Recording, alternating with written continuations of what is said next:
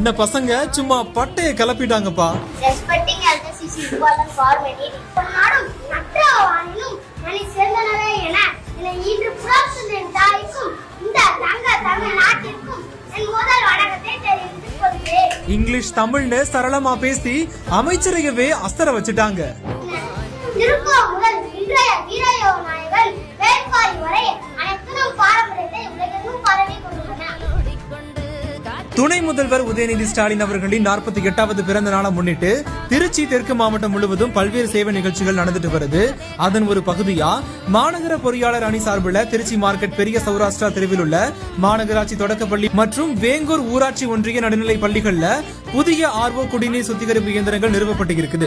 இந்த இயந்திரங்களை திறந்து வைக்க பள்ளி கல்வித்துறை அமைச்சர் அன்பில் மகேஷ் பொய்யாமொழி அவர்கள் வருகை தந்து மாணவர்களின் பயன்பாட்டிற்கு திறந்து வைத்திருக்கிறார். இந்த நிகழ்வு நடைபெறும் போது திருவெரும்பூர் தொகுதி வேங்கூர் அரசு பள்ளி மாணவர்கள் ஆங்கிலத்திலையும் தூய தமிழிலையும் சரளமா பேசியதை கண்டு அமைச்சர் வியந்து பார்த்து நின்றதோட மாணவர்களை வெகுவா பாராட்டியிருக்காரு.